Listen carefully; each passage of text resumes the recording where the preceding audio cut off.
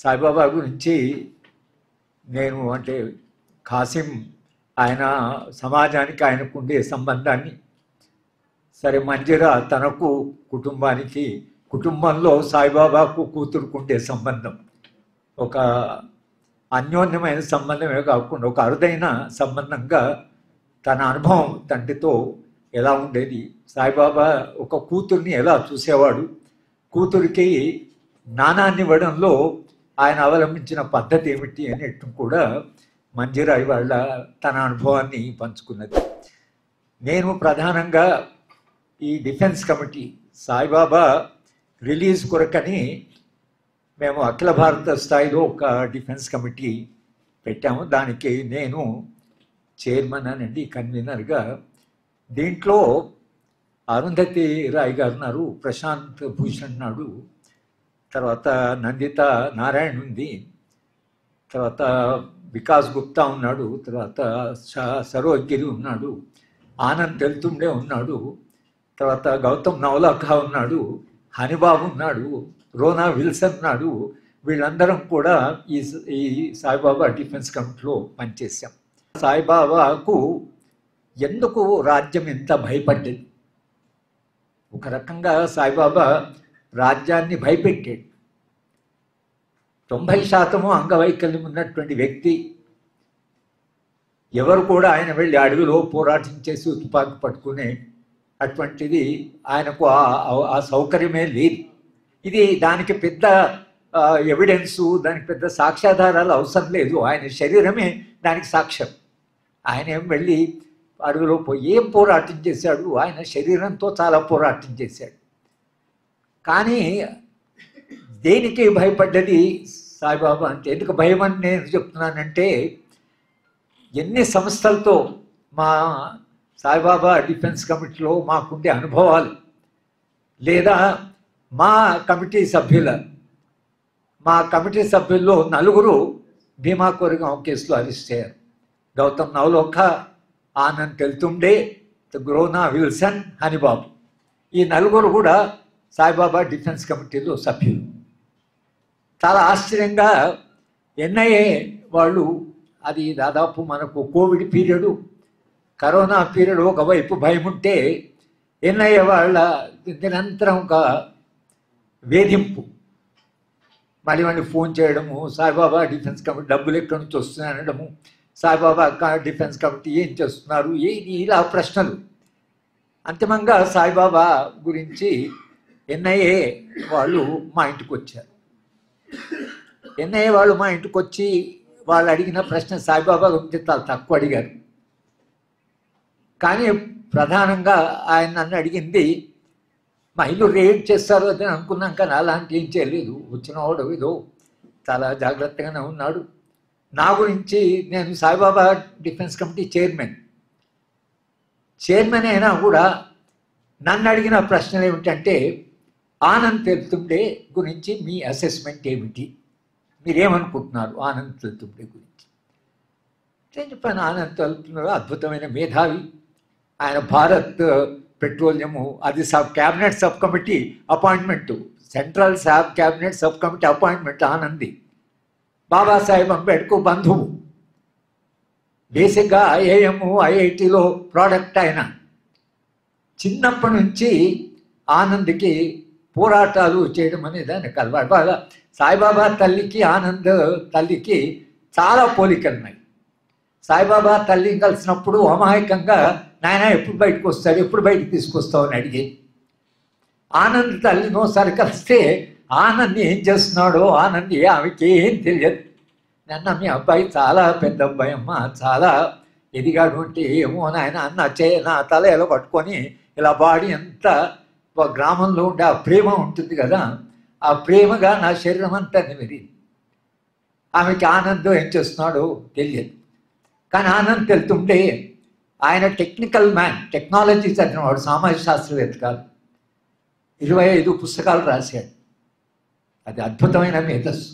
Globalisation and డలిస్ అని రాశాడు, land question మీద రాశాడు. ఇప్పుడు అంబేద్కర్ మీద 600-700 పేజీల పుస్తకం ఐకన్ ఆఫ్ క్లాస్ అని ఆ పుస్తకం చదువుతున్నాను నేను. 300 పేజీలు చదివాను. ఇంకా చాలా అంటే అంబేద్కర్ని ఒక క్రిటికల్ అసెస్మెంట్ చేస్తూ రాశాడు. ఆనంద్ అంత అద్భుతమైన మేధావి అని నేను చెప్పాను. అద్భుతమైన మేధావి, తర్వాత పర్సనల్గా నిజాయితీ పరుడు, ఆయనకు విశ్వాసాలు ఉన్నాయి. ఏమిటి ఇప్పుడు ఆయన చేసిందంటే, లేదు మీ అసెస్మెంట్ మాకు కావాలి. సరే రాసుకున్నారు. తర్వాత హనిబాబు, మంజరా కూడా అదే పరిస్థితి. హనిబాబు సాయిబాబా వాళ్ళు కొలీగ్స్. హనిబాబు ఆయన పార్ట్నర్కి, సహచరికి ఇంటర్వ్యూ చేశారు కానీ జాబ్ ఇవ్వలేదు. అక్కడ చాలా అన్యాయం జరిగింది. సాయిబాబా లాంటి వాడంటే ఇక్కడ అన్యాయం జరిగిన పోరాటం చేసేది ఆయన మనస్తత్వం. కనుక ఆయన ఏం చేశాడంటే హంగర్ స్ట్రైక్ చేశాడు. ఆమెకి ఎందుకు అపాయింట్మెంట్ ఇవ్వలేదు అనేది ఒక హంగర్ స్ట్రైక్ చేసి ఆ ఫాస్టింగ్ వలన ఆమెకు జాబ్ ఇవ్వాల్సి వచ్చింది ఢిల్లీ యూనివర్సిటీకి. ఆమెకు ఇంగ్లీష్ డిపార్ట్మెంట్ ఇచ్చారు కాబట్టి హనిబాబా కుటుంబానికి సాయిబాబా అంటే విపరీతమైనటువంటి అభిమానము, గౌరవం. కనుక హనిబాబు మాకు సెక్రటరీ, మా డిఫెన్స్ కమిటీ. కనుక హనిబాబు గురించి అడిగారు. హనిబాబు తర్వాత మన గౌతమ్ నవలాఖ, ఆయన ఎకనామిక్ అండ్ పొలిటికల్ వీక్లీ అత్యంత ప్రతిష్ట కలిగినటువంటి జర్నల్కి ఆయన అసోసియేట్ ఎడిటర్గా దాదాపు 20 ఏళ్ళు పనిచేశాడు.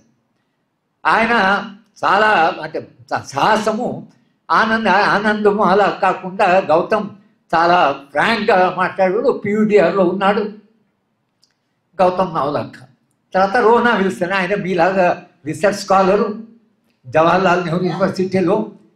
ఆయన గురించి అడిగారు. వీళ్ళందరూ కూడా వ్యక్తిగతంగా చాలా విశ్వాసాలు ఉన్నవాళ్ళు, నిజాయితీ ఉన్నవాళ్ళు అనేది నేను వాళ్ళకి చెప్పడం జరిగింది. వీళ్ళందరూ ఎందుకు మేమందరము కలిసి దీంట్లో అరుణ్ రాయ్ గారు ఉన్నారు, ప్రశాంత్ భూషణ్ ఉన్నాడు, నందిత నారాయణ ఉంది, మా కమిటీలో మెయిన్ స్ట్రీమ్ ఎడిటర్ ఉన్నాడు, చాలామంది ఉన్నారు కమిటీలో. ఇది ఒక ప్రతిష్ట కలిగిన చాలామంది ఉన్నాం.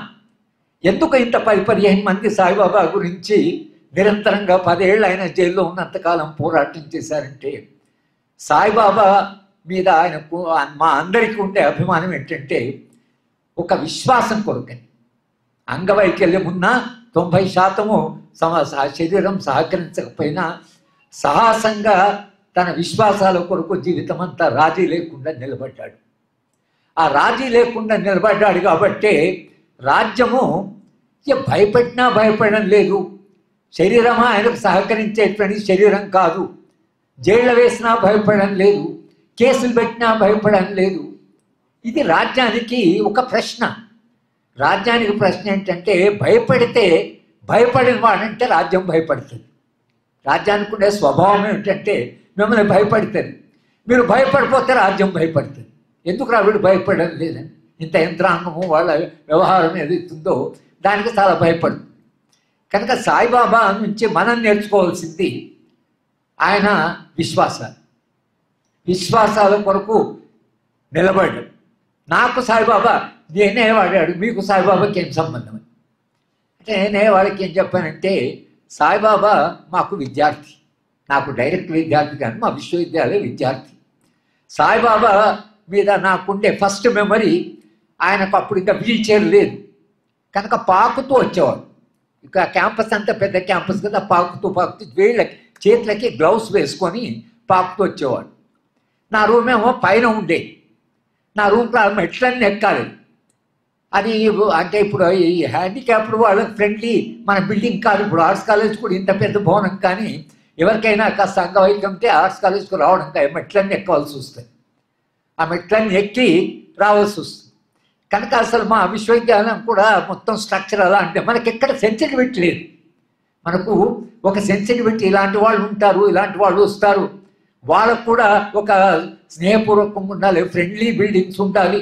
మన ఆర్కిటెక్చర్ కూడా it doesn't have any sensitivity. మన ఆర్కిటెక్ట్స్కు సెన్సిటివిటీ లేదు. బిల్డింగ్ను ప్లాన్ చేసేటప్పుడు ఇలాంటి వాళ్ళు ఉంటారు. అలా పాకుతూ వచ్చేవాడు. మాకేదో మీటింగ్ అయినా జరిగితే దానికి కూడా వచ్చేవాళ్ళు. కానీ సాయిబాబా మా విశ్వవిద్యాలయంలో విద్యార్థిగా ఉన్నప్పుడు మా విశ్వవిద్యాలయం చాలా సజీవమైన విశ్వవిద్యాలయం, చాలా వైబ్రెంట్. అక్కడ అన్ని భావజాలాలకు అన్ని రకాల వాళ్ళని మేము మా విశ్వవిద్యాలయానికి పిలిచేవాళ్ళం. అన్ని భావజాలాలు ఉన్నవాళ్ళు అందరూ వచ్చి మాట్లాడేవాడు. ఆ రోజు ఈ రిస్ట్రిక్షన్స్ కానీ ఇది మాట్లాడాలి ఇది మాట్లాడకూడదు అనేటువంటి నిబంధనలు కానీ అటువంటి నిర్బంధం లేదు. ఇవాళ అదే హైదరాబాద్ యూనివర్సిటీలో ఆ రోజు నేను పనిచేసిన హైదరాబాద్ యూనివర్సిటీలో విద్యార్థులు నా మీటింగ్ పెడితే, అది కూడా ఏం మీద ఫ్యూచర్ ఆఫ్ ఇండియన్ డెమోక్రసీ భవిష్యత్తు మీద మీటింగ్ పెడితే, నేను విశ్వవిద్యాలయాన్ని పోడితే మెయిన్ గేట్ మూసేశారు, షాపింగ్ కాంప్లెక్స్ మూసేశారు, పోలీసులను పెట్టారు. మేము చిన్న గేట్ నుంచి పోయాం. చిన్న గేట్ పోతే ఏమైంది అని అంటే, ఆ చిన్న గేట్ తిన్నావా అతను నన్ను గుర్తుపట్టలేదు, ఎవరో ప్రొఫెసర్ హరిగోపాల్ వస్తున్నట్ట, కనుక విశ్వవిద్యాలయం అంతా చాలా టెన్షన్ ఉంది, లోపల షాపింగ్ కాంప్లెక్స్ అంతా మూసేశారు. నేను ఆ యూనివర్సిటీలో హెడ్గా ఉన్నాను, డీన్గా ఉన్నాను, ఇన్ఛార్జ్ వైస్ ఛాన్సలర్గా ఉన్నాను, 25 ఏళ్ళు పనిచేశాను. ఏమిటి భయము? విశ్వవిద్యాలయము ఫ్యూచర్ ఆఫ్ డెమోక్రసీ విద్యార్థులకు సెమినార్ పెడితే రానివ్వకపోవడము, లేదా అసలు ఉపన్యాస ప్రసంగాన్ని అడ్డుకోవడం, పోలీసులను పెట్టడం ఏంటి? ఎక్కడ విశ్వవిద్యాలయాలు ఎట్లా మారిపోయాయి? ఇప్పుడు ఇలా ఎందుకు మారిపోయాయి? ఆ మారిపోవడానికి ఒక ప్రధాన కారణం ఏంటంటే, విశ్వవిద్యాలయాల్లో ఉండేటువంటి వాళ్ళు నిజంగానే సాహసమైన ప్రశ్నలు అడుగుతారని కదా అడగాలి. అక్కడ జ్ఞానము సృష్టి కావాలి. జ్ఞాన సృష్టి అంటే ఏమిటి? జ్ఞానాన్ని సృష్టించడం అంటే సమాజంలో ఉండేటువంటి సంక్షోభానికి కారణాలు వెతకాలి. సాహిత్యం కూడా ఏం చేస్తుంది? ప్రజా సాహిత్యం అయితే ప్రజల యొక్క జీవన అనుభవాన్ని రాస్తుంది, జీవన విధానాన్ని గురించి రాస్తుంది, సమాజంలో ఉండేటువంటి మానవ సంబంధాల గురించి రాస్తుంది, మానవ సంబంధాలు వస్తున్న సంక్షోభాన్ని రాస్తుంది. సాయిబాబా సాహిత్య విద్యార్థి కాబట్టి ఆయనకు మానవ సంబంధాల మీద, సామాజిక శాస్త్రాలకు సాహిత్యానికి మానవ సంబంధాల మీద లోతైన అవగాహన ఉంటుంది. సామాజిక శాస్త్రాలు ఏం చేస్తాయంటే, సమాజం ఒక పాయింట్ నుంచి ఇంకొక పాయింట్ దాకా ఎలా మారుతుంది, మార్పు ఏమొచ్చింది, కానీ మార్పులో ఉండే ప్రక్రియ ఏదైతుందో అంతర్గత ప్రక్రియ, అది సాహిత్యం పట్టినంతగా సమాజ శాస్త్రాలు పట్టలేదు. సాయిబాబా అక్కడ సాహిత్య విద్యార్థిగా ఆయన నేర్చుకున్నది ఏంటంటే, ఎందుకు సమాజంలో వస్తున్నటువంటి ఈ సంక్షోభం ఏదైతుందో, మానవ సంబంధాలు సంక్షోభం, పేదరికం, అసమానతలు, దేశం నుండి ఆధిపత్యం, దేశం నుండి నిర్బంధం, రాజ్య ప్రవర్తన, ఎందుకు సమాజం ఇలా ఉంది? ఈ ప్రశ్న అడిగే ప్రతి వాళ్ళ మీద రాజ్యానికి ఒక కన్ను ఉంటుంది. కనుక రాజ్యం ఇది. ఆయనకు నిజంగా శరీరము బాగుంటే అది వేరే విషయం, కానీ అంగవైకల్యం ఉన్నటువంటి ఒక మనిషికి ఇంత భయపడడం అంటే, ఇది మనం ఎలా అర్థం చేసుకుంటాం? ఈ మొత్తం ఎట్లా భయపడ్డారు రాజ్యం అంటే, ఒకటి న్యాయ వ్యవస్థ చేయాల్సిన పని ఏమిటి? రాజ్యాంగంలో ఉండేటువంటి చట్టబద్ధ పాలన, రాజ్యాంగ ప్రమాణాలని మీద ఒక మనిషికి శిక్ష వేయాలి. సాయిబాబా గడ్చిరోలి కోర్టు ఇచ్చిన జడ్జ్మెంట్ మీరు చూస్తే నమ్మలేరు మీరు. ఆయన పొలిటికల్ రిలీజ్ గురించి మాట్లాడతాడు, ఆయన పేదరికం గురించి మాట్లాడతాడు, ఆయన దాని గురించి మాట్లాడతాడు, ఇవన్నీ మాట్లాడుతున్నాడు కాబట్టి మావోయిస్ట్ పార్టీ కూడా ఇవన్నీ మాట్లాడుతున్నది కాబట్టి ఆయన మావోయిస్ట్. విచిత్రమైన లాజిక్. జడ్జ్మెంట్లో రాశాడు, పోనీ రాసిన వాడు రాశాడు. ఆయన ఇంకా ఒక స్టెప్ ముందుకు పోయి ఆయన అన్నాడు ఏమిటంటే, సాయిబాబాకు నిజంగానే అంగవైకల్యం ఉంది, కానీ ఆయనకు చాలా షార్ప్ మైండ్ ఉన్నది, ఆలోచించేటువంటి మేధస్సు ఉన్నది. అది చదివితే మనకేమనిపిస్తుందంటే, గ్రామ్సీ అని అటువంటి ఒక అద్భుతమైన మేధావిని ఇటలీలో జైల్లో వేసినప్పుడు, ఆయన 21 సంవత్సరాలు జైల్లో ఉన్నాడు, ప్రిజన్ నోట్స్ అని రాశాడు ఆయన గ్రామ్సీ. అక్కడ జడ్జ్మెంట్ ఎగ్జాక్ట్లీ ఇదే.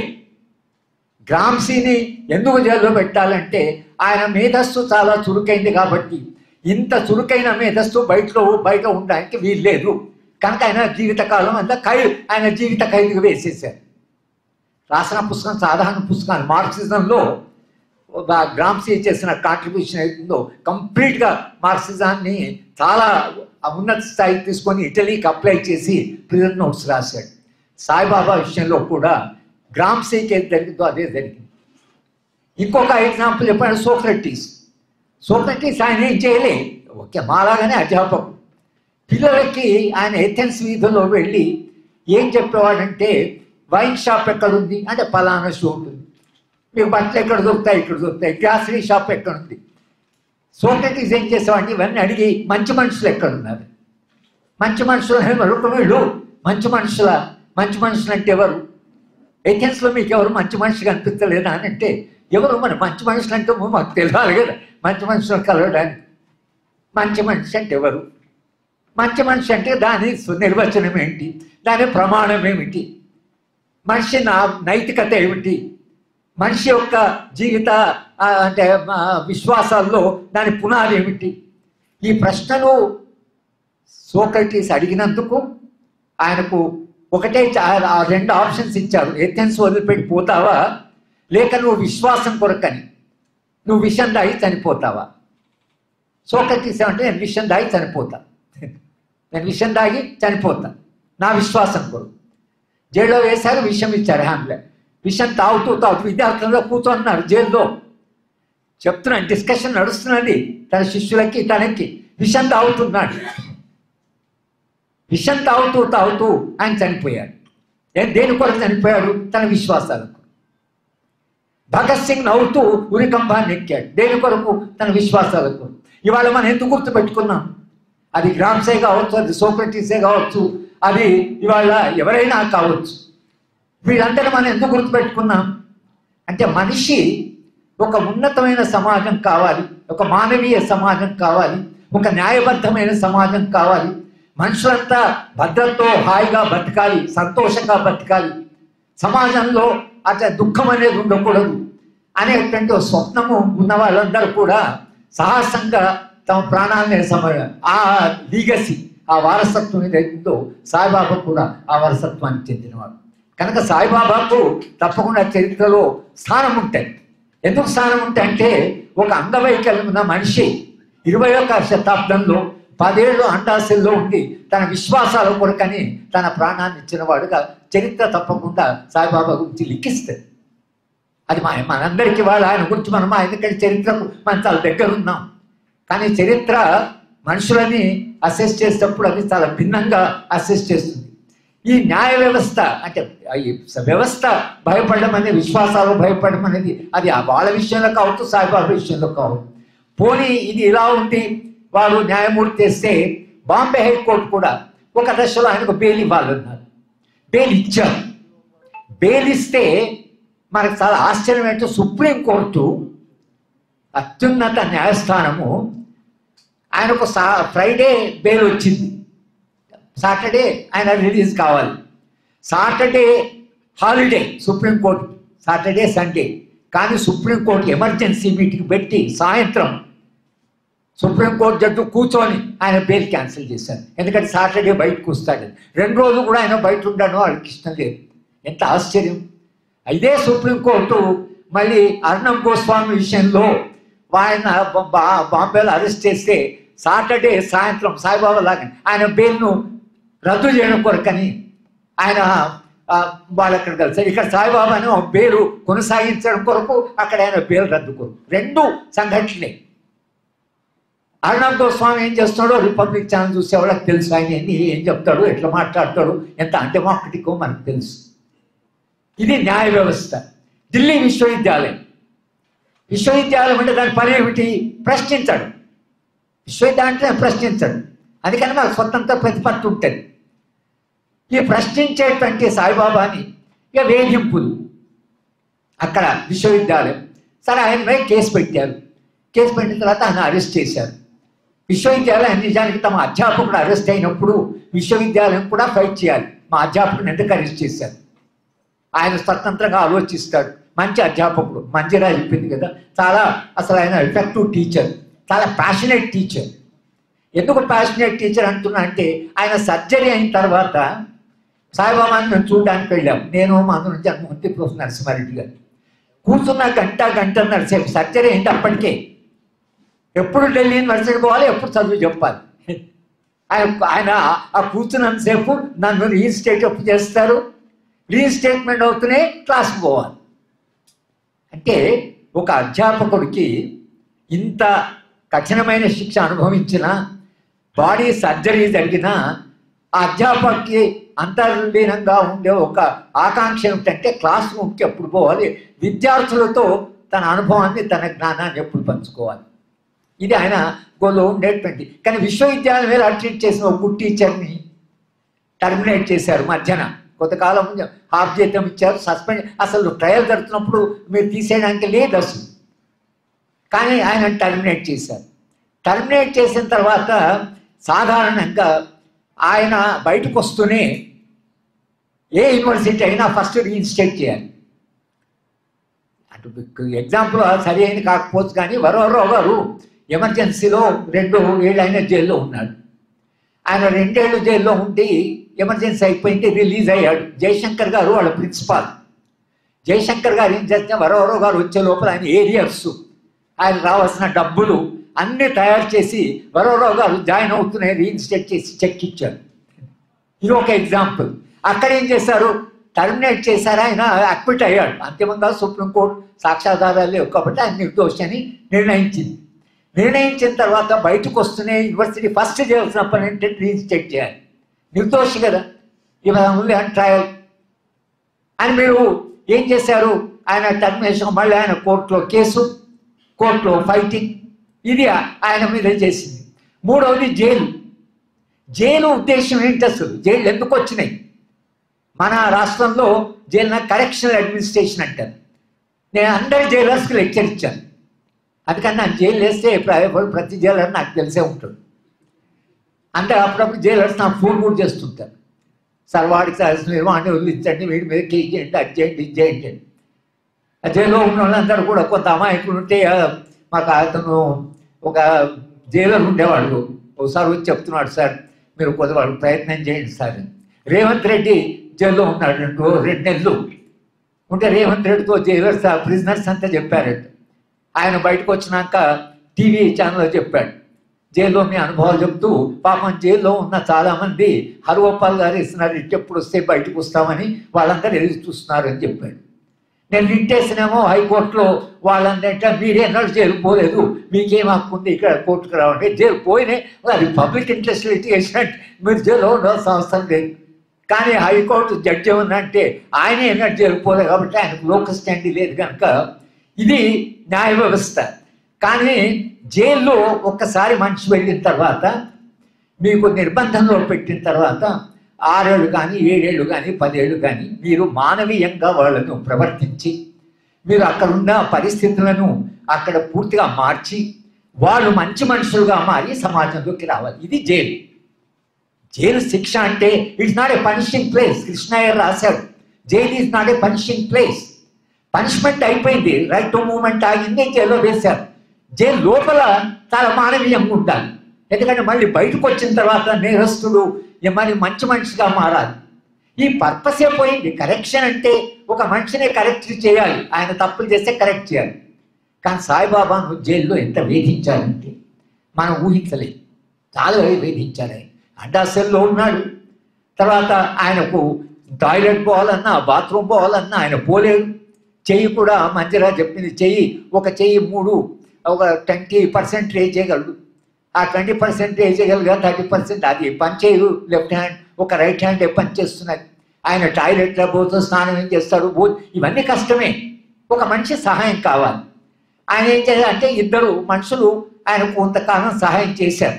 కానీ సాయిబాబా కొంచెం వెయిట్ ఉండి ఇక మిమ్మల్ని మోయలేమని అది ఆయనను వదిలేశారు. ఆయన నాకు ఉత్తరం రాశాడు, సాయిబాబా నాకు ఇది 2 విత్డ్రా అయ్యారు, మరి నాకేమో జైల్లో పరిస్థితి బాగాలేదు అంటే నేను మళ్ళీ ఢిల్లీకి వెళ్ళి డిఫెన్స్ కమిటీ తరఫున మేము శరద్ పవార్ని కలిసాం. నేను నందితా నారాయణ మేమంతా వెళ్ళాం. శరద్ పవార్ని కలిస్తే ఇదంతా ట్రంప్డప్ కేసుదని అన్నాడు. సాయిబాబాను పెట్టి కేసు అంతా తప్పుడు కేసు, మరి తప్పుడు కేసు అంటున్నారు, మీకు మహారాష్ట్రలో ఇన్ఫ్లుయెన్స్ ఉంది, జైలును కొంచెము ఇంప్రూవ్ చేసి ఆయనకు సహాయం చేయమని చెప్పండి అని చెప్పాం. చెప్తే సరే ఆయన నేను చూస్తాను అనే మా పెట్టి తీసుకున్నాడు. తర్వాత వాళ్ళ పార్టీ అధికారంలోకి వచ్చింది. ఆయన పార్టీ వాడే హోమ్ మినిస్టర్ అయ్యాడు. నేను అప్పుడు మళ్ళీ శరద్ పవార్ ఫోన్ చేసి మీ వాడే ఇప్పుడు మినిస్టర్ ఉన్నాడు కనుక తప్పకుండా మీరు అది చేయండి అని అడిగాను. అడిగితే సాయిబాబా మొన్న రిలీజ్ అయినప్పుడు కలిసినప్పుడు వచ్చాడు. హోమ్ మినిస్టర్ వెళ్ళాడు జైలు. సాయిబాబా ఏం చేశాడు, జైలు పోతే జైల్లో పరిస్థితి బాగాలేదు, అది బాగాలేదు, ఇది లేదు, అందరి ప్రిజనర్స్కి అంత కష్టాలు ఉన్నాయని చెప్పాడు. ఆ మినిస్టర్ చెప్పాట మీ కష్టాలు చెప్పండి, నేను అన్ని కష్టాలు పడడానికి రాలేదు, కానీ అందరి కష్టాలు పడుతున్నా నేను చెప్పాలి కదా అని ఈయన. నేను వచ్చింది మీకేమీ వసతులు కావాలో అడగడానికి మాత్రం, ఎందుకంటే మా రిప్రజెంటేషన్ సాయిబాబా జైలర్ ప్రిజనర్స్ మీద కాదు కదా, మొత్తం మీద ఏదో కొంత సహాయం చేసినట్లుగా ఉంది. తర్వాత విద్యాసాగర్ రావు గారు గవర్నర్, ఆయన భారతీయ జనతా పార్టీ కావచ్చు, కానీ నేను టాటా ఇన్స్టిట్యూట్ పనిచేస్తున్నప్పుడు నేను బాంబేలో వెళ్ళేది కనుక క్లాసులు చెప్పడానికి విద్యాసాగర్ రావు గారి దగ్గరికి వెళ్ళాను. వెళ్తే ఆయన గవర్నర్, మీరు మహారాష్ట్ర గవర్నర్ సాయిబాబా కేసు చెప్పి మీరు దీనికి ఏమైనా చేయండి అంటే, నా ముందర ఆయన ఎవరికో ఫోన్ చేశాడు, సాయిబాబాకు ఇదిగా ఉందని గోపాల్ గారు వచ్చారు, మీరు ఏమైనా సహాయం చేయండి. నేను రెండోసారి ఆయన ఇంకోటి కూడా చేశాడు. మల్లేపల్లి లక్ష్మయ్య గారు సాయిబాబా మీద ఒక ఆర్టికల్ రాశాడు సాక్షి పత్రికలు, దాన్ని ట్రాన్స్లేట్ చేయించాడు గవర్నర్. ఆ ఆర్టికల్ను తన ఆఫీస్లో ట్రాన్స్లేట్ చేయించి జైలుకు పంపించాడు. ఐడియాలజికల్గా మనకు తేడా ఉండొచ్చు, కానీ ఒక మానవ స్పందన ఒక గవర్నర్. ఆయన ఏం జరగల, గవర్నర్ ఇంట్లో అయినా హోమ్ మినిస్టర్ అయినా ఆ వేధించడమే వేధించుడే చివరి దాకా. సాయిబాబా ఏం చేసేవాడంటే, మంజరా చెప్పింది, ఇది భగత్ సింగ్ మార్గం ఏంటంటే, మీరు ఫాస్టింగ్, మన కాసం కూడా చెప్పాడు ఫాస్టింగ్, ఇండెఫినెట్ ఫాస్టింగ్ కూర్చున్నాడు. కూర్చుంటే పెద్ద సమస్య అయిపోయింది. అప్పుడు ఏం చేశారంటే, DIG jails, Maharashtra DIG jail నాకు ఫోన్ చేశాడు. ఫోన్ చేసి మీరు మీ డిఫెన్స్ కమిటీ తరఫున సాయిబాబా ఒక అప్పీల్ చేయండి, విత్డ్రా చేసుకోమని, ఫాస్ట్ను విత్డ్రా చేసుకోమని. నేను అన్నాను, మీరే సార్ అక్కడ వెళ్ళి మీరు ఒకసారి ఆయన కలిస్తే తప్పకుండా విత్డ్రా, మేము అప్పీల్ అయితే చేస్తాము, కానీ మీరంటే ఆయన వెళ్ళాడు. సాయిబాబా డిఐజీ జైల్స్ వెళ్ళి మీరు ఫాస్ట్ విత్డ్రా చేసుకోండి అంటే, ఆయన మాకు కొన్ని ఈ డిమాండ్స్ ఉన్నాయని, కొన్ని డిమాండ్స్ మేము ఇచ్చేస్తాం, కానీ ఫాస్ట్ విత్డ్రా చేసుకొని పర్సనల్గా రిక్వెస్ట్ చేస్తే సాయిబాబా ఫాస్ట్ విత్డ్రా చేసుకున్నాడు. సాయిబాబా ఆ జైల్లో చేసిన పోరాటం సాధారణమైన పోరాటం కాదు. నిజంగా ఆయన కాస్త బతికి ఆయన మొత్తం తన జీవిత అనుభవం, జైల్లో అనుభవం రాస్తే చాలా గొప్ప ఒక, అంటే సమాజానికి ఒక కనుర్పుగా ఉండేది. జైలు ఎట్లా ఉంది, జైల్లో పరిస్థితి ఏమిటి. కానీ తాను మాత్రము ట్రైబల్స్కి వాళ్ళకి మంచిగా చెప్పింది కదా, చదువు చెప్పాడు, తనకు వీలైనంత వాళ్ళకి ఎడ్యుకేట్ చేయడానికి ప్రయత్నం చేశాడు. మా అబ్బాయి అడిగాడట, మీరు జైల్లో ఎట్లా అంటే, ఆ ట్రైబల్ చదువు చెప్పడంలో కూడా నాకు ఒక ఆనందం ఉండేది. వాడు చదువుకుంటున్నారు, ఇంగ్లీష్ నేర్చుకున్నారు. 10 ఏళ్ళు కఠినమైనటువంటి ఒక శిక్ష అనుభవించి, అంత అంగవైకల్యం ఉంటే అంత ఇబ్బందులున్నా ఎక్కడ కూడా మనిషి రాజీ పడడం కానీ బాధపడడం అట్లా లేదు. ఆయన ఉత్తరాలు రాసినా ఆ ఉత్తరాలు ఏం రాసేవాడు, నాకు కొంత ఎయిల్మెంట్స్ ఉన్నాయి, ఆరోగ్యంగా నన్ను కాస్త డాక్టర్ దగ్గర తీసుకుపోవడం లేదు, వీళ్ళు అసలు బాగా నెగ్లెక్ట్ చేస్తున్నారు, మీరు కాస్త ఇంటర్వ్యూ ఏమైనా చేయండి అని ఉత్తరం రాసేవాడు. లాంగ్ పేజీలు, 4-5 పేజీలు రాసేవాడు ఉత్తరం. మేము చేయవలసినంత ప్రయత్నం మేము చేసాం. కానీ మొత్తంగా మా డిఫెన్స్ కమిటీ అనుభవం ఏమిటంటే, విశ్వవిద్యాలయం కానీ, లేదా జైళ్ళు కానీ, లేదా న్యాయ వ్యవస్థ కానీ, లేదా రాజ్యం మొత్తంగా కానీ, ఎన్ఐఏ కానీ ఎందుకు సాయిబాబాకు భయపడ్డది, సాయిబాబాను ఎందుకు ఇంత వేధించింది. ఇవాళ మనం అడగవలసిన ప్రశ్నలు ఏంటంటే, ఎందుకు ఒక మనిషిని ఇంత వేధించారు, వ్యవస్థలో ఉండే సంస్థలు ఎందుకు ఇంత సంక్షోభంలో పడిపోతున్నాయి, సంస్థలు కూలిపోతే రేపు ఈ మాత్రమైన ప్రజాస్వామ్య భవిష్యత్ ఏమిటి.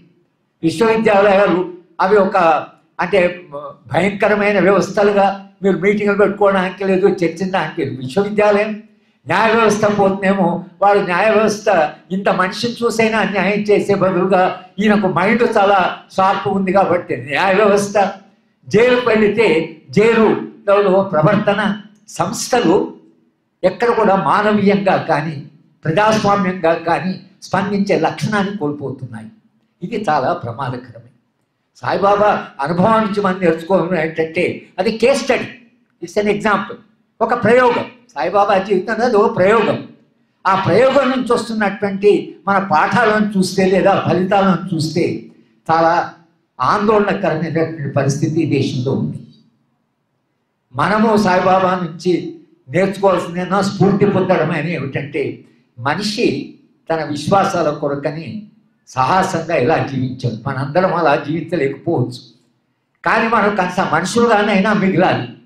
అమానవీయమైన సమాజంలో బతుకుతున్నాము. తల్లులు పిల్లలు చంపుతున్నారు అంటే ఎంత దుర్మార్గమైన వ్యవస్థ అయిపోయిందంటే, మా మహబూబ్నగర్ జిల్లాలో 4 పిల్లల్ని తీసుకొని తల్లి కృష్ణానదిలో ఒకటి తర్వాత ఒకటి పడేసి, నాకు అది చూసిన తర్వాత నాకు ఎంత భయం వేసిందంటే, భయం అంటే పిల్లల్ని, ఒక పిల్లోడిని కృష్ణానదిలో పడిస్తే ఇంకో పిల్లవాడి మానసిక స్థితి ఎట్లుండొచ్చు అని నాకు సడన్గా అట్లా అనిపించారు. పిల్లలు ఎంత భయం వేసి ఉంటాయి. ఓ పిల్లోని పడిస్తే ఇంకా 3 పిల్లలు ఉన్నారు, ఒకటి తర్వాత ఒకటి పడేసింది, తాను కూడా దూకింది. ఒక తల్లి పిల్లల ప్రేమ. ఇక్కడ మనవాడు ఉన్నాడు, ఆయన ఇజ్రాయిల్ పాలస్తీనా సఫరింగ్ మీద రాశాడు, అద్భుతమైన పోయిటరీ రాశాడు. తల్లి ప్రేమ, పిల్లల ప్రేమని పుస్తకాన్ని పోయిటరీ అంటారు. ఆ పోయిటరీలో ఆయన రాసినటువంటి ఏదైతుందో, ఇవాళ మనకు తల్లి పిల్లల్ని చంపడం అనేది ఉందో, ఇది ఒక దుర్మార్గమైన వ్యవస్థ అయిపోయింది. ఈ సంక్షోభంలో పడ్డ మానవ సంబంధాన్ని మళ్ళీ మానవీయంగా మార్చడం కొరకని, ఒక మనిషి మనిషిగా జీవించడం కొరకని, ఈ సమాజంలో ఉండే ఈ అస్తవ్యస్త సమాజాన్ని మరింత మనం కాస్త మెరుగుపరిచి మీ తరమైన రాబోయే తరాలకైనా ఒక మెరుగైన సమాజాన్ని ఇవ్వడం అనేది సాయిబాబా తన జీవిత అనుభవం నుంచి మనందరికీ చెప్పినటువంటి ఒక పాఠం. ఆ పాఠం నుంచి మీరు కూడా మీ తరం, ఎందుకంటే మీ తరము చాలా ఒక ట్రాజిక్ తరం. మాది చాలా నేనైతే అనుకోవడం ఏంటంటే, మాది చాలా ఫ్రీడమ్ ఎంజాయ్ చేసిన తరమే. పౌరాకుల మీద, ఉద్యమాల మీద, మా మీద నిర్బంధం ఉన్నా కూడా విశ్వవిద్యాలయంలో ఏం చెప్పాలనుకుంటే అది చెప్పాం. విశ్వవిద్యాలయం మాతో నిలబడ్డాయి. నా మీద చాలా రిపోర్ట్స్ వచ్చాయి, కానీ ప్రతి వైస్ ఛాన్సలర్ నా కొరకు నిలబడ్డాడు. ఒక వైస్ ఛాన్సలర్తో నా సంబంధం అస్సలు బాగాలేకుండే, నేను చాలా ఓపెన్ కన్ఫ్రాంటేషన్ ఉంది. కానీ నేను కొయ్యూరులో కిడ్నాప్ జరిగితే, నేను కన్నభరం గారు వెళ్ళాం పౌరాకుల సంఘాన్ని. 10 రోజులు అడవిలో ఉండవలసి వచ్చింది. నాకు వైస్ ఛాన్సలర్ సంబంధం ఏమో బాగా దెబ్బతిన్నది. తిరిగి వచ్చాను. నేను వచ్చిన తర్వాత మా హెడ్ ఆఫ్ డిపార్ట్మెంట్ అడిగాను, మరి ఏం లీవ్ పెట్టాలి, 10 రోజులు ఆబ్సెంట్ ఉన్నా కదా, దాని పని రోజు పేపర్లు వస్తున్నాయి, ఫ్రంట్ పేజ్లో బొమ్మలు వస్తున్నాయి మాది, నేషనల్ టీవీ ఛానల్స్. కనుక నేను లేదని కూడా చెప్పడానికి రాదు, నేను ఉన్నాను కూడా చెప్పడానికి. కనుక ఆయన వైస్ ఛాన్సలర్కి వెళ్ళాను.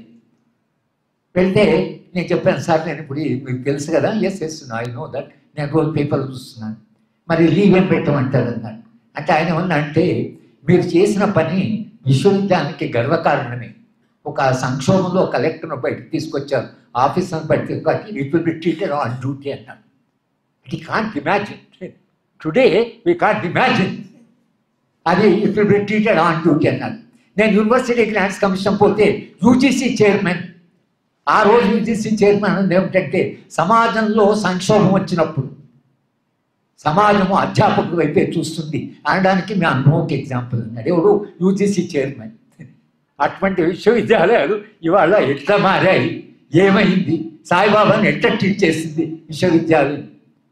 కానీ సాయిబాబా ఏ స్టేజ్లో కూడా భయపడడం కానీ రాజీ పడడం కానీ చేయకుండా, రాజీ లేకుండా, భయం లేకుండా, సమాజంతో, తన శరీరంతో, వ్యవస్థతో నిరంతరంగా చేసిన పోరాటం ఏదైతుందో, ఈ ప్రయోగమే మీ తరానికి, రాబోయే తరాలకి స్ఫూర్తిదాయకంగా ఉండాలని, ఉంటుందని అనుకుంటూ నాకు అవకాశం ఇచ్చిన మీ అందరికీ కూడా